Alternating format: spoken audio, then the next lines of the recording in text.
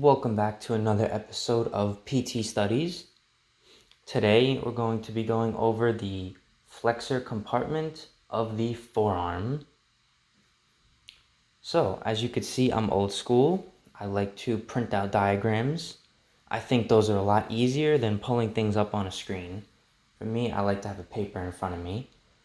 So the first image we're going to be using is for the superficial muscles of the forearm. So the superficial flexors pretty much all start from the same spot. They start from the medial epicondyle right here. Okay? That is the first muscle we are going to be talking about is the pronator teres. Now, the pronator teres goes from the medial epicondyle to the proximal lateral radius. So if the hand was extended, I'm just going to write it in here. This is the thumb, right? We'll just give him a thumb. There we go. He should probably go see a doctor about this, but that's not the point today. So this is going to go to the proximal lateral portion of the radius, okay? If the radius was drawn under, it would run somewhere right down here, okay? This is also innervated by the median nerve. The flexor carpi radialis goes from the medial epicondyle down to the base of the second metacarpal or index finger. So the metacarpals would be probably right around here, right? So that's going to run all the way down there. It's going to flex the wrist, flexor carpi, so flexor of the wrist, carpi means wrist, radialis on the radial side. The next one we're going to do is the palmaris longus. Starts at the medial epicondyle. So this one runs all the way down into the palmar aponeurosis. That's going to be right here. It's just a web space. This is also innervated by the median nerve. We have our last superficial layer, flexor carpi ulnaris. Now, we can use the same idea of the flexor carpi radialis. Carpi, flexor, wrist, flexor on the ulnar side. So, it's going to start at the medial epicondyle. It's going to come all the way down, and it's going to attach into the pisiform and the hamate metacarpal. Okay? Now these two basically sit right over here. One's like a little square and the other is kind of like a little nub. And that is also going to allow for wrist flexion on the ulnar side.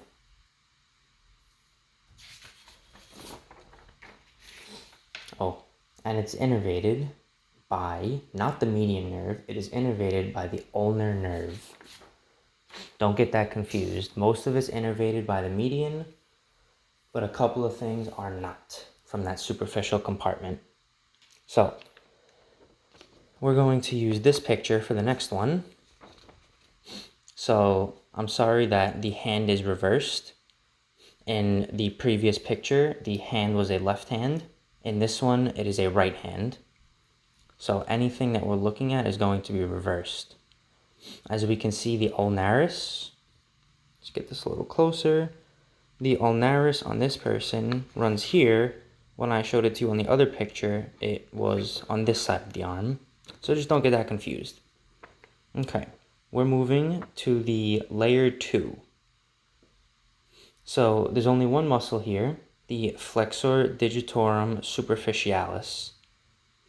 This is going to be starting at the medial epicondyle, right up here, and the anterior portion of the radius, right here.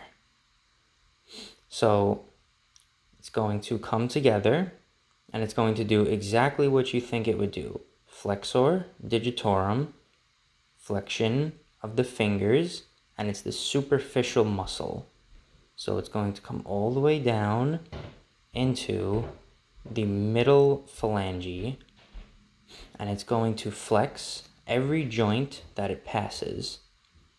So the main flexor is the IP joint and the MCP joint. This is also innervated by the median nerve. Now we have our deep layer. We have our flexor digitorum profundus. Now, flexor digitorum, just as the one we mentioned, flexes the digits. Superficialis was on top of profundus. Profundus just means deep. So, it's exactly like you think it would be. This also has two attachments. The anterior ulna, so that is going right over here, and the interosseous membrane, which runs between your ulna and your radius. So the lateral slip, which is this side of the profundus, is innervated by the anterior interosseous nerve, okay? And the medial slip is innervated by the ulnar nerve. Now, this comes all the way down past the superficialis. Superficialis stopped right here. This comes all the way down to create an entire finger flexion. Okay, so now we haven't talked about anything that flexes your thumb yet, so I want to talk about that now. The flexor pollicis longus literally translates to flexor of the thumb. Pollicis is thumb. So that starts off at the anterior portion of the radius. So the radius is right here under this. Anterior is the front side. And it's going to go all the way down to the distal phalanx of the thumb. So it runs all the way down, flexes every joint in between, and is innervated by the ulnar nerve. It is not innervated by the ulnar nerve. That was a brain fart. Not innervated by the ulnar nerve. How could that be? The ulna is over here. The radius is over here. It's innervated by the anterior interosseous nerve. Okay? Now, you can't really see it, but we have the pronator quadrangis right here. Let me draw it in so you can see it. So it's a very small muscle. If you can see this little black square right here, it runs from your ulna down to your radius. All it does is pronate the forearm, so that basically helps you turn your palm down.